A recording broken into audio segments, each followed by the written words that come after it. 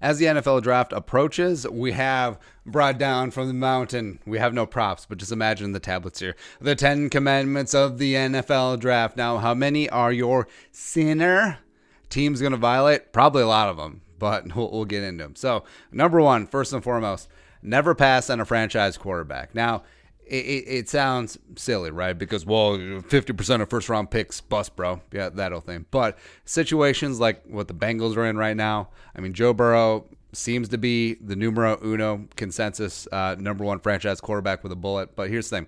The greatest competitive advantage in the current modern-day NFL is a good starting quarterback on his rookie deal. Because you have so much other money, 20, 25, $30 million to spend on the rest of the team. You surround this young kid with a lot of talent. You look at the Chiefs right now. I mean, you just saw how the Chiefs wrote Pat Mahomes he won the MVP 2 years ago, won a Super Bowl last year. Great. Phenomenal, right? So anytime that you have a chance to take a potential future franchise quarterback, kind of have to do it, right? Because otherwise you're going to go boom and the kid will go boom and then your team will just look like a fool. Or, I mean, you could go the Bears route and you could pick the wrong guy, Mitchell Trubisky Ponder, trading up from 3 to 2 and then passing on Mahomes and Deshaun Watson. So there you go. Commandment number 2, drafting for need keeps you drafting for need. Now, it's a double-edged sword with the whole not passing on a franchise quarterback thing, because if you're always looking for that quarterback, you're just a QB away, you're just trying to find that guy. And if you end up overreaching, sometimes it doesn't work out, and it does put your team behind the 8 ball yet again for a number of years, because you're not going to give up on a quarterback after 1 year unless you're Steve Keim and the Cardinals, right? So this happened in 2011 with the Vikings. So they had done their homework. They were in on Jake Locker. They were okay with Blaine Gabbert, but all of a sudden, Locker and Gabbert go before the Vikings pick at 12, and they're like, oh my God, what happens? So Christian Ponder, coming out of Florida State, Senior Bowl MVP. Another reason why you should never pay attention to the Senior Bowl game, pay attention to the practices. But Christian Ponder, who frankly probably should still be in the league as a decent backup somewhere, ends up getting way overdrafted, like your bank account in college. So he's probably like a late second round value, maybe like an early third round value, but he ends up going 12 overall. Is a mess right away. Has to come in because Donovan McNabb is terrible. That'll thing. So that'll thing. But also, if you are specifically looking for a position, like say the Raiders looking at wide receiver this year, the Packers looking at wide receiver this year, teams looking at tackle, linebacker, cornerback, safety, whatever. If you are so honed in on that position, and say the strata of player that you wanted at that position are gone by the time you pick, and then you just force a pick, that doesn't make a lot of sense. So you have your big board for a reason, trust it, and at a certain level, just bringing in good players, even if it is doubling up at positions of strength already, I mean, is going to serve your team better in the long term. Because if you keep drafting for need, all of a sudden other needs open up, so you then drafting there and then there. Whereas if you approach the draft like, say, the Seahawks, except for Rashad Penny, or say like the Ravens or like the Patriots to a degree, where it's always just an accumulation of talents. Like, how do they do it every year? Like, how do the Ravens and Ozzie Newsome and Eric DeCosta just completely reload and revamp that defense as free agent leaves, and then they get great compensatory picks over and over again? BPA. Commandment number 3 of the NFL draft: tape over combine pro day. Now, I get it. Football, we haven't seen it since beginning of February. College, we haven't seen it since, well, how long does the playoff go now? But like regular season college football since November, December, right? So I get it. You get to see them run the 40s, like, oh, it's so fast. Always blazing, always Don Ross, always Darius Heyward-Bay. Oh, the pro day went swimmingly.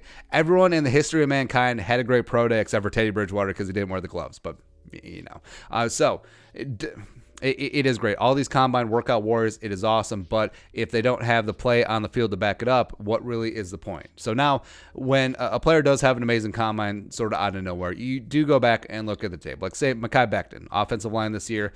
I mean, some places have him going as the first offensive tackle off the board, where you have Wills, who played amazing at an extremely high level, extremely high competition. Wirfs as well. Wirfs had a mini combine blow up as well. And then Andrew Thomas, who in our book is the most NFL-ready left tackle in the group. All of a sudden, Becton, who, I mean, did okay, certainly did not dominate a lower-level competition at Louisville, but just has an amazing combine. He's like, oh, there you go. There you go. Now, I get it. You do have to bet on traits. You do have to bet on potential. You look at Danielle Hunter with the Vikings when they made him a third-round pick after he only had 4.5 college sacks. Like, how did they do that? And now he's one of the best edge rushers in the league. Fully understand that. But also, I mean, Ty should go to the just better player on the football field, shouldn't it? Shouldn't it? Yeah, just all of the work that your scouts put in, don't let that completely go out the window because the guy runs fast in Under Armour shirts, right? Yeah, here. 4, scout the player, not the helmet. So now we sort of fall into these tropes, especially us fans of the draft, right? Where we're just like, oh, well, Iowa and Wisconsin always have good offensive linemen. Oh, Wisconsin actually has always trash running backs, but or never draft a quarterback from USC. That was running through the Pete Carroll era, where it was like, well, Carson Palmer's okay, Matt Leinart was garbage, Mark Sanchez was trash too. John David Booty, what was that? It didn't quite work out, right? Or Matt Barkley, get out of here. But I mean, if teams have done that, they want to come up with Sam Darnold, who is one of the better up and coming young quarterbacks in the league, or frankly, going on beyond helmet, going beyond school, right? Going into like system quarterbacks, right? So air raid quarterbacks never work out. Look at Andre Ware, look at David Klingler, look at Tim Couch. Well, if that would held true, Chiefs wouldn't have even sniffed around Patrick Mahomes trading up to go get him. It's like, air raid offense, Texas Tech. He's just slinging it all over the place. It's grass basketball. It's never going to work out. So again, scout the player, scout the traits, not the helmet, not the school, not the style of offense either.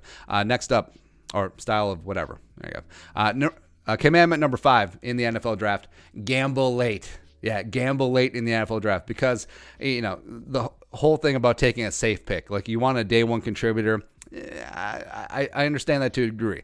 Let that be for the beginning, middle part of the draft. Day 1, day 2. Day 3, roll them frickin' bones. Like roll them dice. That is when you take medical, character, production red flags, the long arm freaky athlete. That's when you take the combine warriors who didn't really play very well. The whole old school cliche of looks like Tarzan, plays like Jane.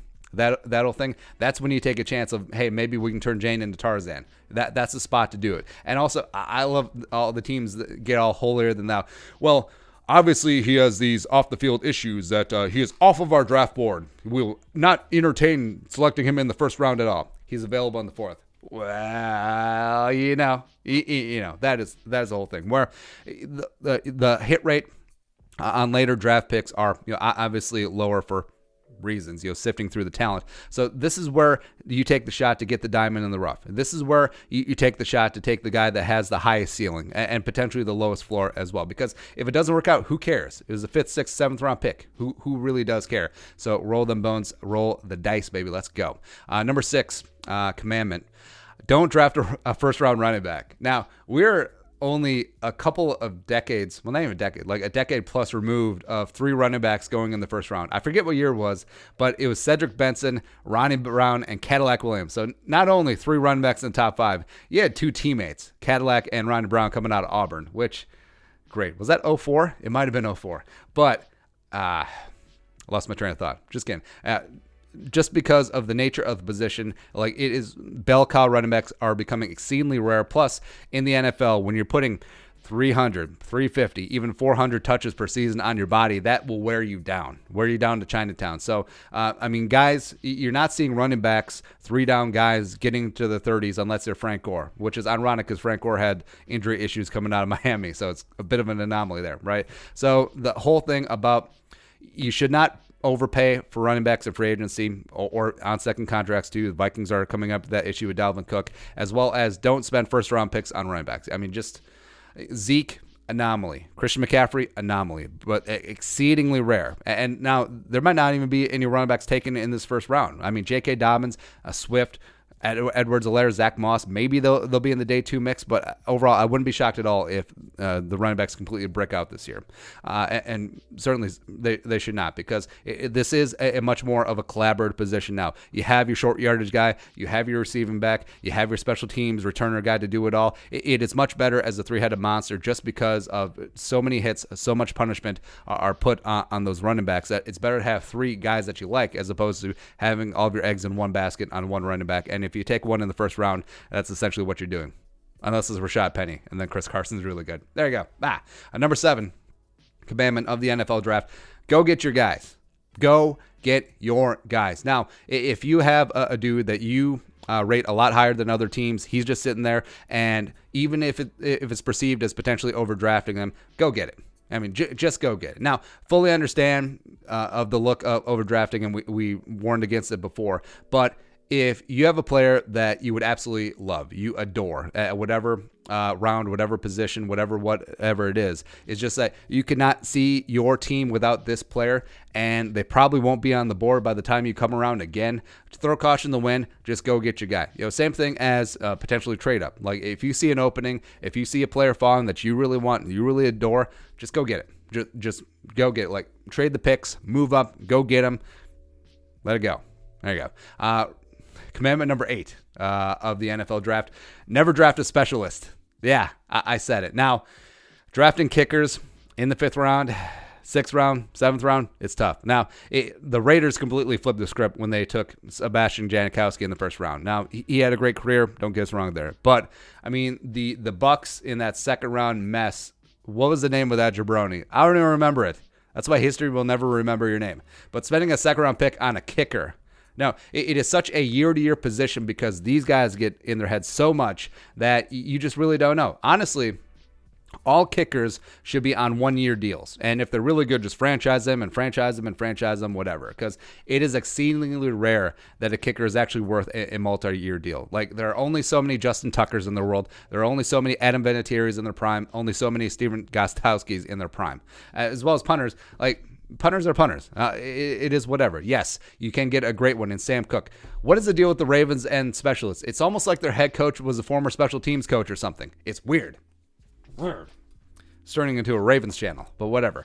But there are so many other positions of need that you can add to your team. There's so much value there. I mean, don't light a pick on fire picking up a specialist in the 5th, 6th, 7th round that you could just pick up an equivalent as a UDFA. Either way, it's fine. It's whatever. Lastly, actually, no, 2 more to go because I can count. 10 commandments. Commandment number 9, draft a quarterback every other year. Instead of spending a 6th round pick on a kicker or a punter, draft another quarterback. Because we are team, draft a quarterback at minimum every other year because it is the most important position in team sports. You always want to be churning through. You always want to potentially finding the next guy. And there's nothing wrong with that, by the way. And also, if your starting quarterback is so mentally weak that he can't handle a day 3 or even a mid-round quarterback coming in, sniffing around,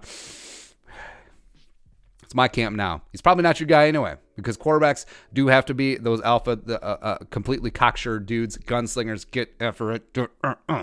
And also, you should always be looking to find that guy. Always be churning through and just trying to find the next franchise quarterback. And also, this is an example that we cite all the time. So the Patriots, when they had peak Brady, they were still spending mid-round, even late-round draft picks. They drafted 10 quarterbacks, including 6 in the 4th round or higher during the Tom Brady regime, right? So he won 6 Super Bowls. I was like, you think that, draft, give him help. No. Quarterback is that important of a position that even if you have a Hall of Famer in his prime, you should always be looking to add other guys. And also, hey, guess what? You could also turn this into a bit of a value mill because if one of your backups looks really good in preseason, spot duty, whatever, all of a sudden teams will be sniffing around. It's like, well, you have a Hall of Fame quarterback. You have a really good starting quarterback. His backup must be really good as well. We should trade for him. All of a sudden, value. Or you let their rookie deal expire. They leave somewhere. A team picks them up to be the potential starter or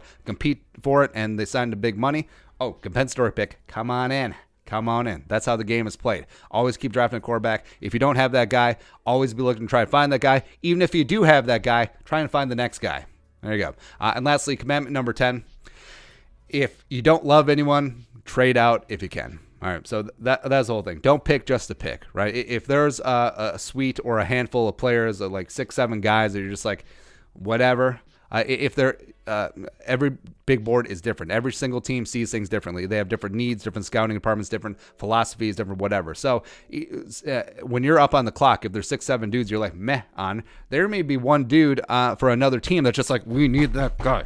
We need that dude. We will trade up and go get him. Commandment number Going back to commandment number 7, go get your guys. So always be open. Always have that phone ready to go. So if there's multiple players at a position that you are okay with and are okay, probably get one of them by trading back, pick up that phone. There we go. Get more picks. And also, there should be an extra commandment. So commandment 11, have as many picks as possible. Yeah, Rick Spielman gets so much crap for Rick always gets his 10 picks, all the 7th round picks. But the more raffle tickets you have, the better chance you have of winning the lottery. And that's simply what it is. That even though your batting average may be a little bit lower or whatever, the more at-bats you get, the more likely hits you will get. And that's all that matters. Batting average doesn't matter. This is not Ted Williams. They're just talking about racking up hits. We're talking about Pete Rose all up in this B.